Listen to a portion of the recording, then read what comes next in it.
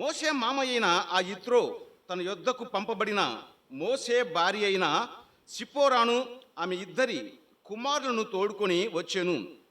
అతడు అన్ని దేశంలో నేను పరదేశిని అనుకొని వారిలో ఒకనికి గెర్షోము అని పేరు పెట్టెను. నా తండ్రి దేవుడు నాకు సహాయమై ఫరో కత్తివాత నుండి నన్ను తప్పించిననుకొని రెండో వానికి ఎలియేజరని పేరు పెట్టెను. మోషే మామ అయిన యిత్రో అతని కుమారులనిద్దరిని అతని భార్యను తోడుకొని అరణ్యంలో దేవుని పర్వతం దగ్గర దిగి నా మోషే యొద్దకు వచ్చెను. యిత్రో అను నీ మామవైన నేనును నీ భార్యయు ఆమెతో కూడా ఆమె ఇద్దరు కుమారులను నీ యొద్దకు వచ్చి ఉన్నామని మోషేకు వర్తమానము పంపగా. మనం గమనిస్తున్నాం, మోషే మామ, మోషే భార్య, మోషే కుమారులు అంతా వచ్చారు విషయం తెలుసుకొని. మరి భర్త వద్ద భార్య, పిల్లలు, కుటుంబం ఉండాలి. కొన్ని అనివార్య కారణాలను బట్టి మరి సిప్పోరా తండ్రి ఇంట ఉన్నట్లు గమనిస్తున్నాం. దేవుడు పంపించాడు మోషేను, నువ్వు ఐగుప్తుకు వెళ్ళు, నా ప్రజల యొక్క బాధను నేను చూశాను, వారి మొర విన్నాను. ఫరో బానిస సంఖ్యల నుంచి, ఆ దాస్యమనే కాడి కింద నుంచి విడిపించాలి, నడిపించాలి అని దేవుడే మోషేను నాయకుడిగా పంపించాడు. దేవుడు అప్పగించిన పనిని, ఆ బాధ్యతను, ఆ కర్తవ్యాన్ని తూచ తప్పకుండా నిర్వహించాడు మోషే. దేవుడు చేసినది మరి యిత్రో విన్నాడు. విన్నప్పుడు మామ వద్దకు, మామ భార్య, పిల్లలు మోషే వద్దకు వచ్చారండి. ఆ మాటలు ఇందాక మనం గమనించాం. 7వ వచనం, మోషే తన మామను ఎదుర్కొనబోయి వందనము చేసి అతన్ని ముద్దు పెట్టుకొనెను. గమనిస్తున్నామండి అల్లుని యొక్క సంస్కారం, మామను గౌరవించే విధానం. మామకు వందనం చేశాడు, ప్రేమకు చిహ్నంగా ముద్దు కూడా పెట్టుకున్నాడు. తన మామ పట్ల మోషేకున్న ప్రేమ ఇక్కడ మనం గమనిస్తున్నాం. వారు ఒకరి క్షేమం ఒకరు తెలుసుకొని గుడారంలోనికి వచ్చిరి. తర్వాత మోషే యెహోవా ఇశ్రాయేలు కొరకు ఫరోకును ఐగుప్తీయులకును చేసినదంతయు, త్రోవలో తమకు వచ్చిన కష్టం యావత్తును యెహోవా తమ్మును విడిపించిన సంగతియు తన మామతో వివరించి చెప్పెను. యెహోవా ఐగుప్తీయుల చేతిలో నుండి విడిపించిన ఇశ్రాయేలుకు చేసిన మేలంతటిని గురించి యిత్రో సంతోషించెను. ఇక్కడ ఒక పదం గమనించాలి, ఇశ్రాయేలుకు చేసిన మేలంతటిని గూర్చి విని సంతోషించిన. అక్కడ పదము ప్రింటింగ్ మిస్టేక్ కావచ్చు, బాగా ఆలోచించండి. ఆ పదం మరొకసారి చదువుతాను, గమనించండి. యెహోవా ఐగుప్తుల చేతుల నుండి విడిపించి ఇశ్రాయేలుకు చేసిన మేలంతటిని గూర్చి యిత్రో సంతోషించెను. అలా బాగుందా? ఈ పదం మరొకసారి చదువుతా. ఇలా కాకుండా అక్కడ ఒక పదం చేర్చి, యెహోవా ఇశ్రాయేలు చేతుల నుండి విడిపించిన ఇశ్రాయేలుకు చేసిన మేలంతటిని గూర్చి విని యిత్రో సంతోషించెను. విని సంతోషించాడు, వినక కాదండి. మనం గమనిస్తున్నాం. మరియు యిత్రో ఐగుప్తుల చేతుల నుండి ఫరో చేతుల నుండి మిమ్మల్ని విడిపించి ఐగుప్తీయుల చేతి కింద నుండి ఈ ప్రజలను విడిపించిన యెహోవా స్తుతింపబడును గాక అంటున్నాడు. యిత్రో యాజకుడు, మిద్యాని యాజకుడు, మోషే మామ. గమనిస్తున్నామండి ఈ మాటలన్నీ కూడా. దేవుని ప్రజలను ఏ రీతిగా దేవుడు విడిపించాడో, ఏ రీతిగా మోషే న్యాయకత్వాన బానిస సంఖ్యల నుంచి విడిపించిన దేవుని స్తుతిస్తున్న యిత్రో గమనిస్తున్నామండి. అంతకన్నా ముందుగా మరికొన్ని మాటలు కూడా చదువుకుందాం. ఈ మాట తర్వాత మరికొన్ని మాటలు ఇదే నిర్గమాకాండంలోనే 3వ అధ్యాయము నిర్గమాకాండం. ఈ మాటలు కూడా ఆరాధన సేకరణ చదువుకుందామండి. పేజీ నంబర్ 46, 8వ వచనం నుంచి 10వ వచనం మధ్యలోని లేఖనాలు చదువుకుందామండి. ఇంకా మోషేను ఐగుప్తుకు పంపింపక మునుపు ఈ మాటలు చూడండి. ఆ మాటలు గమనిద్దాం. పేజీ నంబర్ 46 నిర్గమాకాండము 3వ అధ్యాయం 8, 9, 10 వచనాలు చదువుకుందామండి. చూడండి, లేదా 7వ వచనం చదువుకుందామండి. మరియు యెహోవా ఇట్లనెను, నేను ఐగుప్తులో నా ప్రజల బాధను నిశ్చయంగా చూచి తిని, పనులలో తమ్ముడు కష్టపెట్టిన వారిని బట్టి వారు పెట్టిన మరును వింటిని, వారి దుఃఖములు నాకు తెలిసే ఉన్నవి. కాబట్టి ఐగుప్తుల చేతుల నుండి వారిని విడిపించుటకును, ఆ దేశంలో నుండి విశాలమైన మంచి దేశమునకు అనగా కనానీయులకు, హిత్తీయులకు, అమోరీయులకు, పెరిజీయులకు, హివీయులకు, మొయ్యబీషీయులకు నివాస స్థానమైన పాలు తేనెలు ప్రవహించు దేశమునకు వారిని నడిపించుటకును దిగివచ్చి ఉన్నాను. దిగివచ్చిన దేవుడు పరమందున్న దేవుడు తన ప్రజలను విడిపించడానికి దిగి వచ్చిన దేవుడు. ఎంత ప్రేమ అండి దేవునికి! సమీపింపరాని తేజస్సులో ఆయన మాత్రమే వర్షిస్తూ అమర్పణ కలిగిన ఆ దేవదేవుడు తన ప్రజల పట్ల ఆయనకున్న మక్కువ, ప్రేమ చూస్తున్నామండి. దిగి వచ్చి ఉన్నాను అంటున్నాడు. ఈశాల మొర నిజంగా నా యుద్ధకు చేరినది. ఐగుప్తులు వారి పెట్టుచున్న హింస చూసి తిని కాగా రమ్ము, నిన్ను ఫరో యుద్ధకు పంపేదను. ఈశాల నా ప్రజలను నీవు ఐగుప్తుల నుండి తోడుకొని పోవలేను. ఇది ఈ సంఘటన జరగక ముందు మోషేని దేవుడు ఎన్నుకొని ఆ రీతిగా ఐగుప్తుకు పంపించి, మరి ఐగుప్తు బానిస సంఖ్యల నుంచి, ఐగుప్తీయుల చేతిలో నుండి, ఫరో చేతిలో నుండి మోషే నాయకత్వంన దేవుడు నడిపించి విడిపించాడు. అంతే, మోషేలో ఏమీ లేదు. మోషే కాదు వారిని విడిపించింది, నడిపించింది అదృశ్య బాహువు, అదృశ్య దేవుడు, అక్షయుడైన దేవుడు, బలవంతుడైన దేవుడు, సార్వభౌముడు, సర్వాధికారి అయిన దేవుడు, సమస్తం చూసిన దేవుడు, చూస్తున్న దేవుడు, సమస్తం చేసే దేవుడు. ఆయనే కర్త, ఆయనే కర్మ, ఆయనే క్రియ. అన్ని తానే ఉండి నడిపించాడు. తానే రాజు, తానే మంత్రి, తానే సైన్యం. నువ్వు నిలబడి చూడమన్నాడు ప్రజల్ని కూడా. ఎర్ర సముద్రాన్ని పాయలు చేసిన దేవుడు, ఫరో చేతిలో నుండి, ఐగుప్తుల చేతుల నుండి తన ప్రజలను విడిపించిన దేవుడు, వాగ్దాన దేశము పాలు తిని ప్రపంచ దేశానికి నడిపించాడండి. వారు పెట్టిన మొర విన్నాడంతే. అన్ని జనాంగమైన నీవు నేను ఏ మొర పెట్టలేదండి. ఆయన ఎరగనే ఎరగా అన్ని జనాంగమైన నీవు నేను సజీవుడైన దేవుడు ఉన్నాడన్న సంగతి ఒకనాడు నీకు నాకు మనకు తెలియదు. జీవం లేని వాటికి సాగిలపడ్డ వారము, జీవం లేని వాటిని వెంబడించిన వారము, దిక్కు తోచని వారము, తెగిన గాలిపటంలా మన బ్రతుకులు, మన జీవితాలు ఒకనాడు ఉండేవి. చూద్దామండి మరికొన్ని మాటలు ఆరాధన సహాయకరంగా. ద్వితీయోపదేశకాండం 18వ అధ్యాయం. ద్వితీయోపదేశకాండము 18వ అధ్యాయం. ఇక్కడ కూడా కొన్ని మాటలు ఆరాధన సహాయకరంగా చదువుకుందామండి.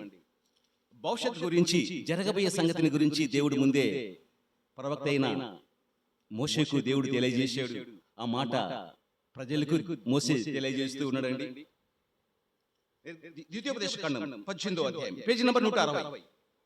పేజీ నంబర్ 160, ద్వితీయోపదేశకాండము 18వ అధ్యాయము 15వ వచనం నుంచి కొన్ని వచనాలు చదువుకుందామండి. పేజీ నంబర్ 160, ద్వితీయోపదేశకాండము 18వ అధ్యాయము 15, 16, 17 వచనాలు, 18వ వచనం కూడా చదువుకుందామండి. హోరేబులో ఆ సమాజ దినమున నీవు నేను చావక ఉండునట్లు మళ్ళీ నా దేవుడైన యెహోవా స్వరము నాకు వినబడకుండును గాక, ఈ గొప్ప అగ్ని నాకు ఇకను కనపడకుండును గాక అని చెప్పితివి. ఇశ్రాయేలు మాట అన్నారు మోషేతో.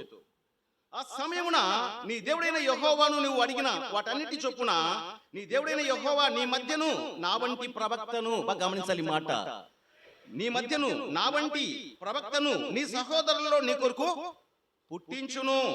ఆయన మాట నీవు వినవలెను. మరియు యెహోవా నాతో ఇట్లనెను, వారు చెప్పిన మాట మంచిది, వారి సహోదరుల నుండి నీ వంటి ప్రవక్తను వారి కొరకు పుట్టించెదను. చూడండి, మనం గమనిస్తున్నామండి. అతని నోటన్న మాటలు నుంచుదును. నేను అతనికి ఆజ్ఞాపించినది యావత్తు అతడు వారితో చెప్పును. అతడు నా నామమున చెప్పు నా మాటలను వినని వారిని దాని గురించి విచారణ చేసేదను. గమనిస్తున్నామండి, జరగబోయే మాటలు, జరగబోయే సంఘటన. నా వంటి ఒక ప్రవక్త నిజంగా అండి ఇశ్రాయేలులో పుట్టాడు. మోషే లాంటి ప్రవక్త. మోషే దేవుని ఇల్లంతటిలో నమ్మకస్తుడు అని రాయబడింది. కుమారుడైన యేసుక్రీస్తు ప్రభు కూడా దేవుని ఇంతంతటి మీద ఉన్నాడు. ఆయన ఉండెను, ఈయన ఉన్నాడు. నిన్న నేడు రేపు ఎల్లుండి ఏకరీతిగా ఉండే దేవుడు, వర్తమాన భూత భవిష్యత్ కాలాలలో ఉండే దేవుడు, ఆది యందున్న దేవుడు, అంతం వరకు ఉండే దేవుడు. ఆయనే మన ప్రభు అయిన యేసుక్రీస్తుని గురించిన ఈ ప్రవచనం. భక్తుడు పౌలు కూడా ఇదే మాట అంటాడండి. భక్తుడు పౌలు ఈ మాట తన రాసిన 14 పత్రికల్లో అనేక మాటలు, ఈ విషయాలన్నీ కూడా పాత నిబంధన గ్రంథంలోని మాటలు కూడా తాను రాసిన పత్రికల్లో అక్కడక్కడ ఆ మాటలు గమనించగలం. చూద్దామా ఏమన్నాడు భక్తుడు పౌలు? గలతీయులకు రాసిన పత్రిక 4వ అధ్యాయం 4-5 వచనంలో రాయబడ్డ మాట. భక్తుడు పౌలు పరిశుద్ధాత్మ ప్రేరేపణ చేత దేవుని మూలంగా పలికి రాసిన మాటలు.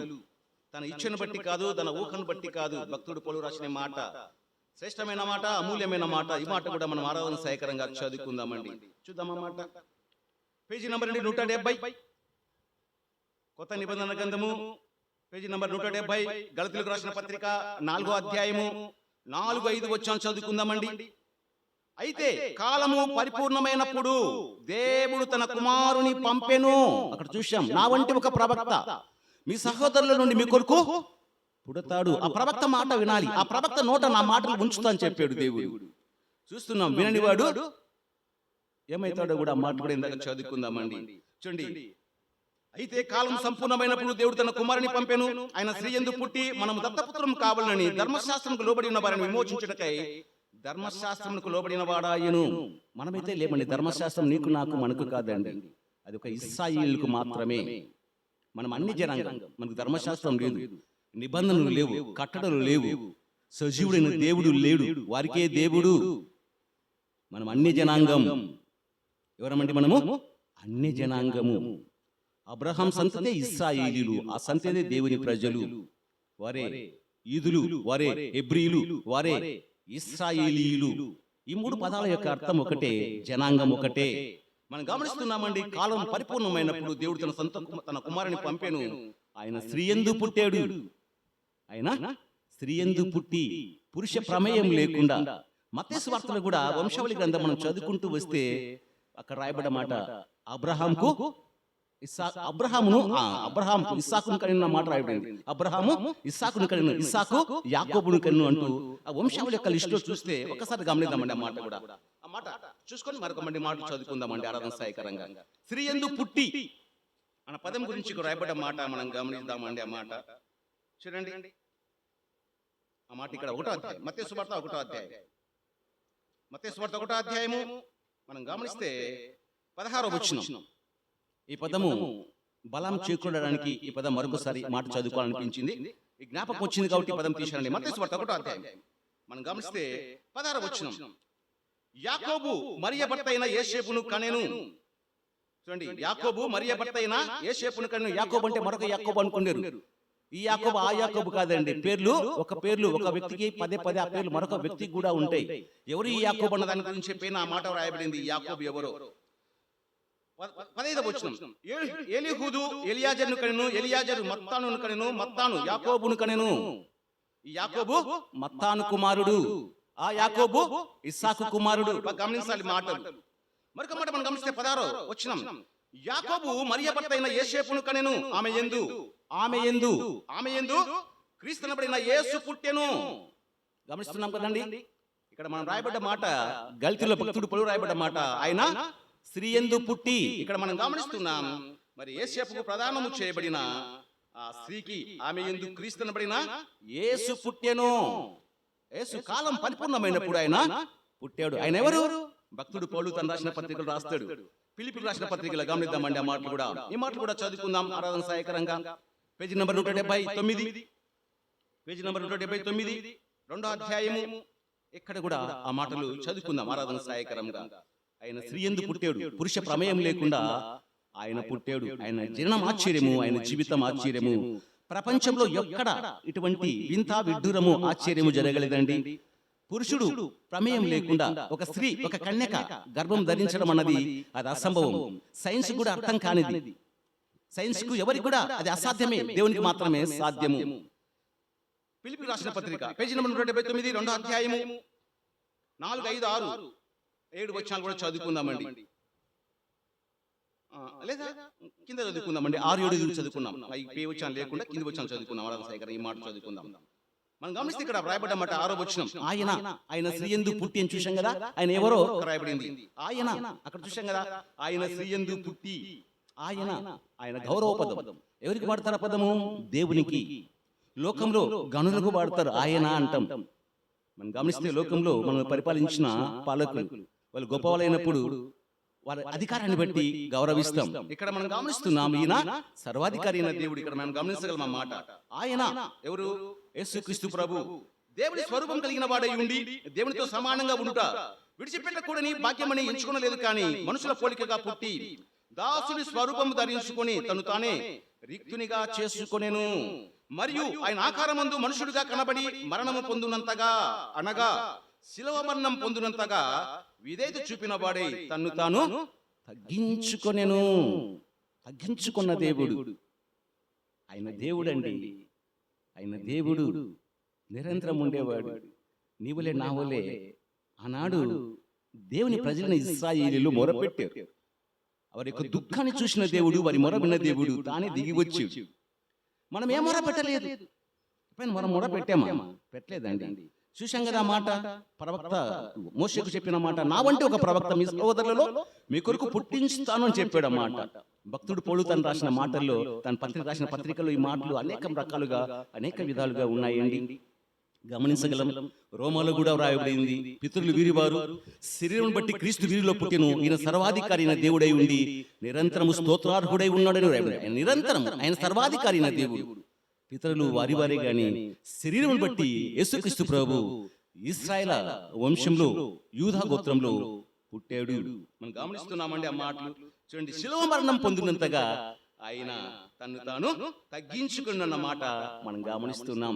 భక్తుడు పౌలు తను రాసిన 2 కొరింథీ మనం గమనిస్తే 13వ అధ్యాయం 4వ వచనంలో, బలహీనతను బట్టి క్రీస్తు శిలువ వేయబడెను, దేవుని శక్తిని బట్టి ఆయన జీవించుచున్నాడు అన్న మాట అక్కడ గమనించగలం. ఎందుకైనా బలహీనుడైపోయాడు. ఆయన నీవులే నావలే మనవలే రక్త మాంసాల్లో పాలివాడయ్యాడండి. నిజంగా ఆయన అలసిపోయాడండి. నడిచి నడిచి నడిచి యాకోబు బావి వద్ద ఆగిపోయాడు, దప్పిగొన్నాడు, ఆకలిగొన్నాడు. తనకి ఇష్టమైన పిల్లలు బాధపడ్డప్పుడు ఆ కుటుంబం కొరకు బాధపడ్డాడండి. సంపూర్ణ మానవుడిగా ఆయన ఈ లోకానికి వచ్చాడు. ఆయనలో దైవత్వం లేదండి. సంపూర్ణ మానవుడిగా అలసిపోయినప్పుడు, సొలిసిపోయినప్పుడు నిద్రపోయాడు కూడా ప్రభు. మనం గమనించగలం. సువార్తల్లో 4 సువార్తల్లో కూడా ప్రభు మనవలి రక్త మాంసాలు ధరించుకున్న ఆయనకు కూడా ఆకలి, దప్పిక, నిద్ర, బాధ, వేదన, కన్నీరు అన్నీ ఉన్నాయండి. చూడగలం.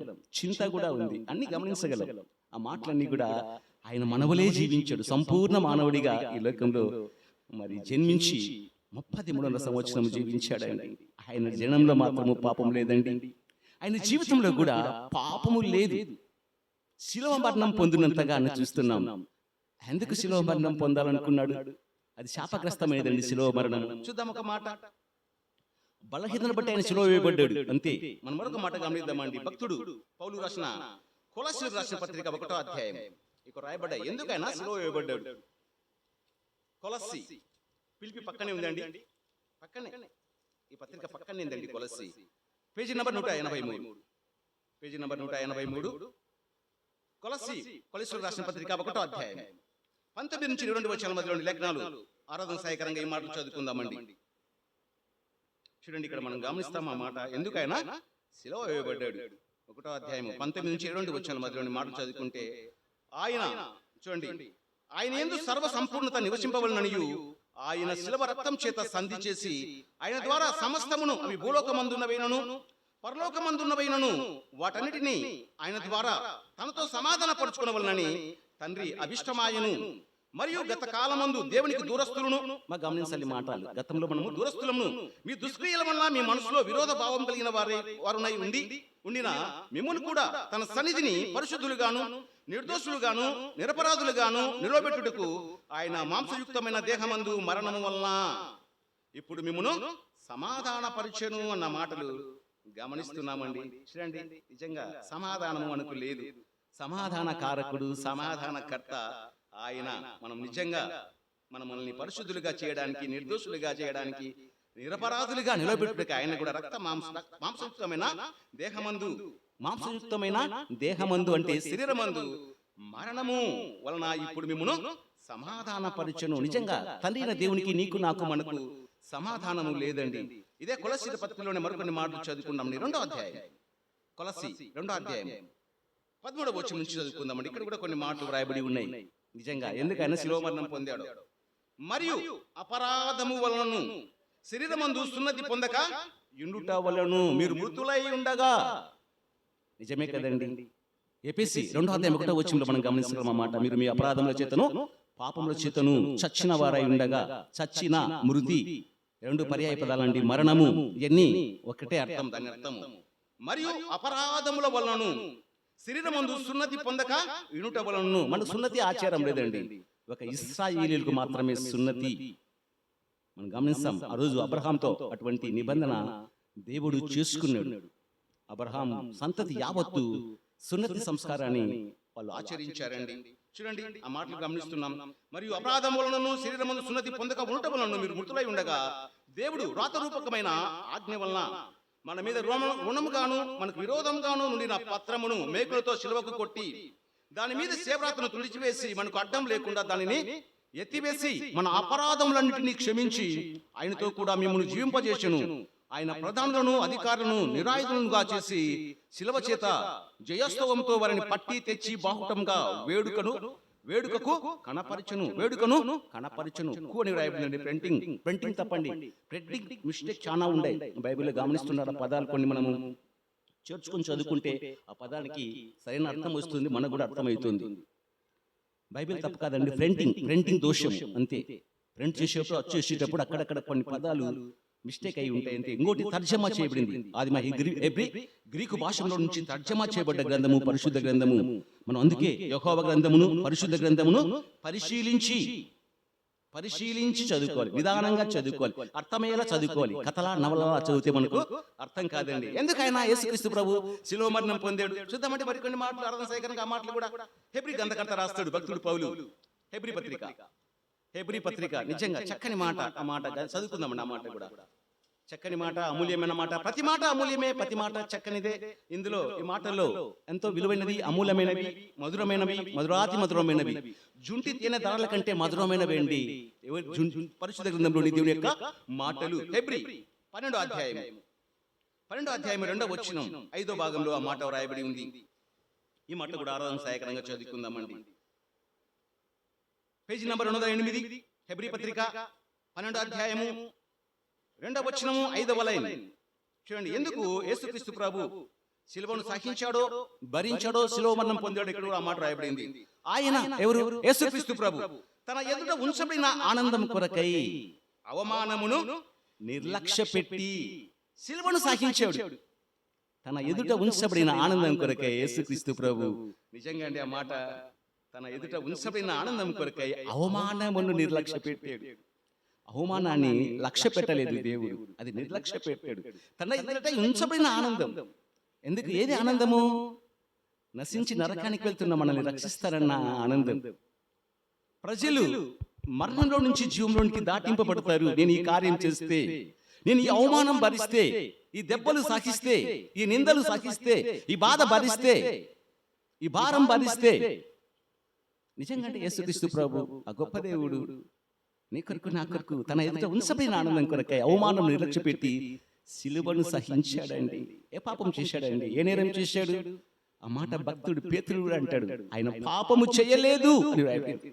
ఆయన నోట ఏ కపటము కనబడలేదు అని రాయబడింది. నిజంగా అనేకులు దూషించిన ఆయన బదులు దూషించలేదండి. నిజంగా ఎవరిని బెదిరించలేదు. నేను దేవుని కుమారుని ఏమనుకున్నారో మీరు అన్న మాట ఆయన నోట రాలేదండి. బొచ్చు కత్తిరించు వాని వద్ద గొర్రె ఏ విధంగా మౌనంగా ఉంటుందో ఆ రీతిగా మౌన వ్రతం దాల్చిన ప్రభువు ఎవరి కొరకు? మన కొరికేనండి. ప్రభు అన్నాడు, నిజంగా రెచ్చగొడితే రెచ్చిపోయి ఉంటే, ప్రేరేపిస్తే ప్రేరేపింపబడిన వాడైతే నిజంగా ఆ రోజు గొప్ప అద్భుతాలు ఆశ్చర్యకార్యాలను దేవునికి నిరూపించుకునేవాడే. అలా చేస్తే ఆయన వచ్చిన పని మధ్యలోనే ఆగిపోతుంది.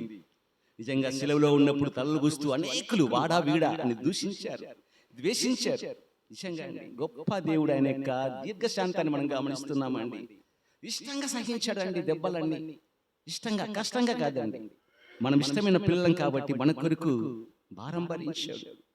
బాప్తిసం యోహాను కూడా యేసుక్రీస్తు ప్రభువును తన శిష్యులకు చూపిస్తూ, ఇదిగో లోక పాపములను మోసుకొని పోవు దేవుని గొర్రె పిల్ల అన్నాడు. నిజమేనండి, ఆయన గొర్రె పిల్లగా ఈ లోకానికి వచ్చాడండి. మనమందరం గొర్రెల వలె త్రోవ తప్పిపోతే మనలో ప్రతివాడు తనకిష్టమైన త్రోవకు తొలగిన రాయబడింది. నిజంగా మంచి కాపరి, మంద కాపరి, ఆత్మల కాపరి, నీ కొరకు నా కొరకు పరం నుండి దిగి వచ్చిన కాపరి, మంచి కాపరి తన గొర్రెల కొరకు తన ప్రాణం పెట్టును అంటాడండి. యోహాను రాసిన సువార్త 10వ అధ్యాయం 11వ వచనంలో ఆ మాట గమనించగలం. మంచి కాపరి, యెహోవా నా కాపరి అంటాడు. ఎవరు? దావీదు అంటాడు. ఇశ్రాయేలు కాపరి అంటాడు. ఇశ్రాయేలుకు కాపరి. అన్ని జనాంగమైన మనకు కాపరి లేడండి. ఆ కాపరి వచ్చాడు మన కొరకు, మానవులందరి కొరకు. అందరి కొరకు, వారి కొరకు వీరి కొరకు అనుకోకుండా, భేదాభిప్రాయం లేకుండా మానవులందరి కొరకు నిజంగా యేసుక్రీస్తు ప్రభు ఆ మంచి కాపరి మన కొరకు ప్రాణం పెట్టడానికి ఇష్టపడ్డాడు, ప్రాణం పెట్టాడండి, రక్తం కార్చాడు. ఆ కలవరి శిలువలో నీ కొరకు నా కొరకు నిలువెల్లా గాయపరచబడ్డాడు. కొట్టు వారికి వీపును అప్పగించాడు, వెంట్రుకలు పెరుకు వారికి చెంపలను అప్పగించాడు, ఉమివేయి వారికి, అవమానపరచు వారికి నిజంగా తన ముఖమును దాచుకోలేదండి. ఎవరి కొరకు ఈ త్యాగం, ఎవరి కొరకు ఈ యాగము? నీ కొరకు నా కొరకు మన కొరికేనండి.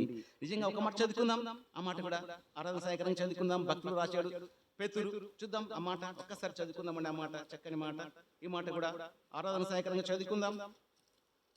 మొదటి పేతురు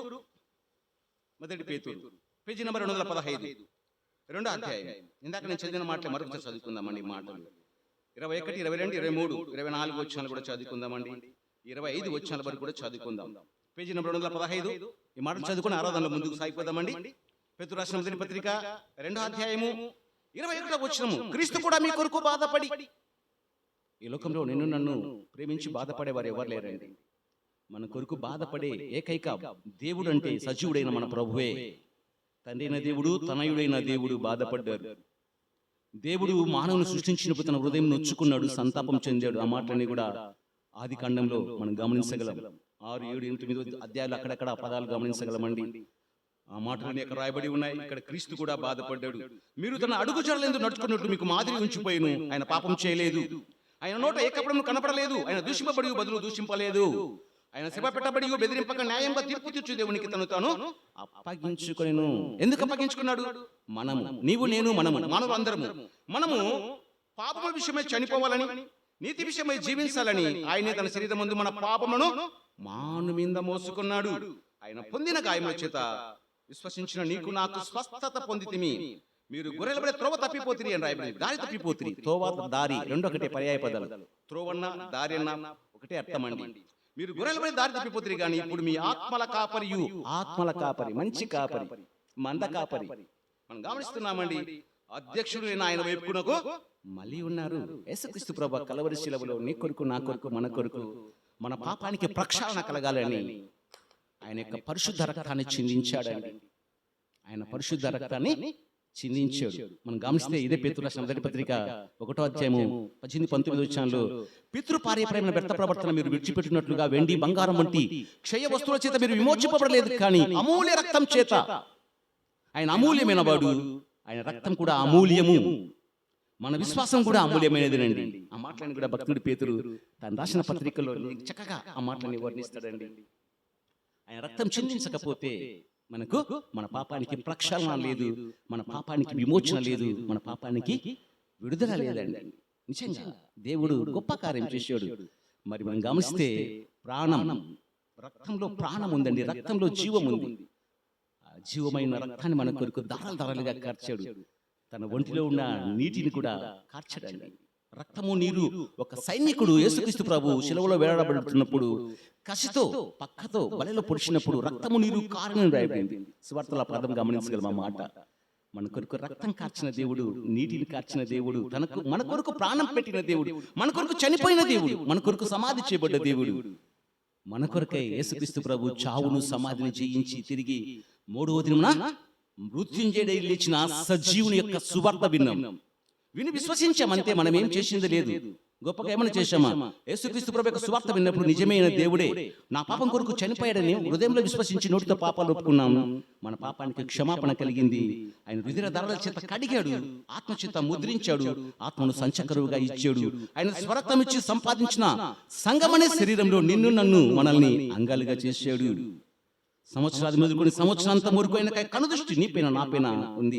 తల్లి మరిచినా మరుస్తుంది కానీ, తండ్రి విడిచినా విడుస్తాడేమో కానీ, మరువని దేవుడు, విడబాయని దేవుడు, విడబని దేవుడు. మన కను రెప్పలు 4 2 కనిగుడ్లను ఏ రీతిగా కాపాడుతూ ఉన్నాయో ఆ రీతిగా మనల్ని కాస్తున్న దేవుడు అండి. ఇంకా నేటికి కూడా మనం సజీవ లెక్కలో ఉంచాడంటే ఆయన కృప. ఆయుష్ను మనకు పెంచాడు, ఆరోగ్యాన్ని ఇచ్చాడు. అనేకులు మహామహులు, గొప్పవారు, ధనవంతులు, బలవంతులు, అందక చందంలా వారు నేడు మట్టిలో కలిసిపోయారు. ఇంకా మనల్ని ఉంచాడంటే ఆయన కృప. మరి రక్షణ పొందిన నాటి నుంచి నీకు నాకు మనకు చేసిన మేలు లెక్కలేనండి. మేలు ఎన్ని చెప్పగలమా? ఆయన మహోపకారాలు, ఉపకారం కదండి, మహోపకారాలు లెక్కలేనండి. మన తల వెంట్రుకలు ఎన్ని ఉన్నాయో అన్ని ఉపకారాలు చేశాడు, మనకు కనపడవు అంతే ఆయన ఉపకారాలు. అందుకే దావీదన్నట్లు ఈరోజు నీవు నేను మనము ఆ రీతిగా మన హృదయంలో అనుకుని ఆయన్ని స్తుతించాలి. 103వ కీర్తనలో దావీదంటాడు, నా ప్రాణమా యెహోవాను సన్నుతించుము, నా అంతరంగంలో ఉన్న సమస్తమా ఆయన పరిశుద్ధ నామమును సన్నుతించుము.